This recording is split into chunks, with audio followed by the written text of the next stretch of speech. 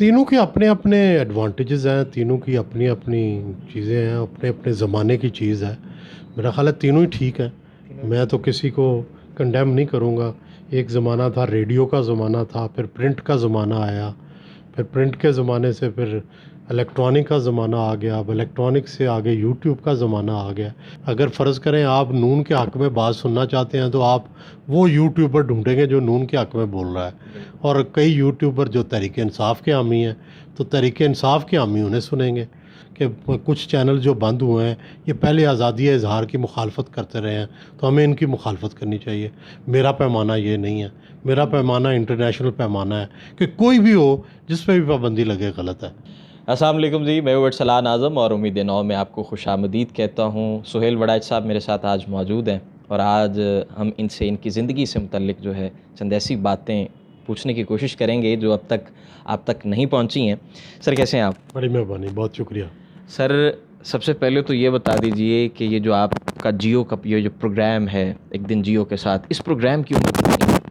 इस प्रोग्राम की उम्र जितनी जियो की उम्र है, 2002 में जियो शुरू हुआ, 2002 में ये प्रोग्राम शुरू हुआ, तो यूँ समझिए कि 20 साल हो गए। आफ्ताब इकबाल साहब ने एक जो है वो नयापन दिया शोज़ में, तो आपका ये जो शो है इसमें आपके ज़हन में कैसे ये ख़्याल आया और कैसे आपने जो है इसको मज़ीद एग्जीक्यूशन की जानिब ख़्याल ज़रा नाज़रीन जाना चाहेंगे? नहीं, हमारा आइडिया ये था कि एक लाइफ स्टोरी जो है, एक किस तरह से पॉलिटिशियंस, किस तरह से फिल्मी सितारे अपनी ज़िंदगी गुजारते हैं, उनकी एक झलक, उनकी एक्टिविटीज़ जो हैं वो नज़र आनी चाहिए।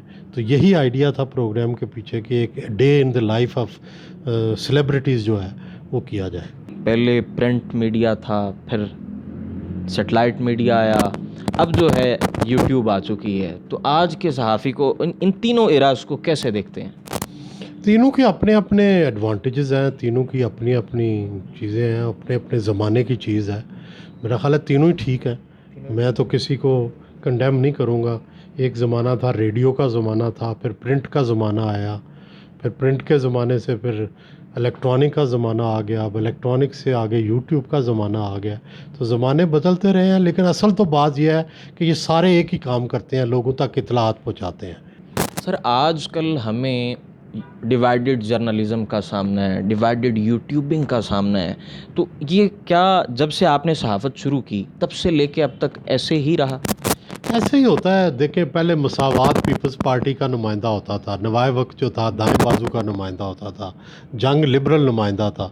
इसी तरह अब टीवी डिवाइडेड है और हमेशा यूट्यूब भी डिवाइडेड है। डिवाइडेड रहना चाहिए, सोसाइटी डिवाइडेड है, लोगों की ओपिनियन डिवाइडेड है, तो उसके मुताबिक ही रिप्रेजेंटेशन है। अगर फ़र्ज़ करें आप नून के हक़ में बात सुनना चाहते हैं तो आप वो यूट्यूबर ढूँढेंगे जो नून के हक़ में बोल रहा है, और कई यूट्यूबर जो तहरीक-ए-इंसाफ़ के हामी हैं, तो तहरीक-ए-इंसाफ़ के हामी उन्हें सुनेंगे। तो ये हक़ है, ये हक़ देना चाहिए। सर जियो के साथ जुड़े कितना अरसा हुआ और शुरू से ही 2002 से या उससे पहले जो है वो? पहले मैं जंग में था, जी। तो फिर उसके बाद जियो में।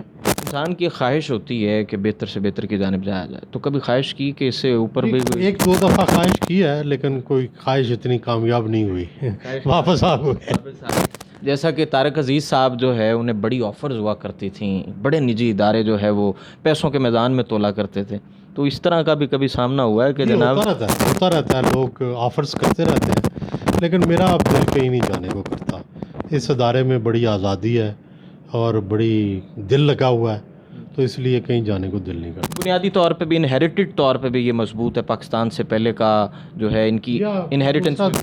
ये भी होता है ना, रूट्स बन जाती हैं, बंदा कंफर्ट अपनी फ़ील करता है, तो वो कंफर्ट है। अच्छा, आखिर में ये बता दीजिए कि जब सहाफ़त में आए तो बीइंग अ प्रिविलेज्ड चाइल्ड आए, बीइंग अ प्रिविलेज्ड पर्सन आए, या चीज़ें जो है वो सहाफ़त से ही चीज़ों को जो है वो मज़ीद बिल्ड किया?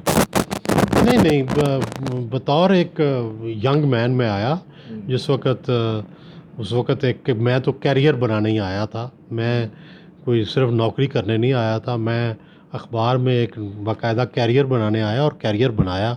अब मैं एडिटर हूँ। मैंने सब एडिटर से शुरू किया, बिल्कुल छोटे अप्रेंटिस सब एडिटर से।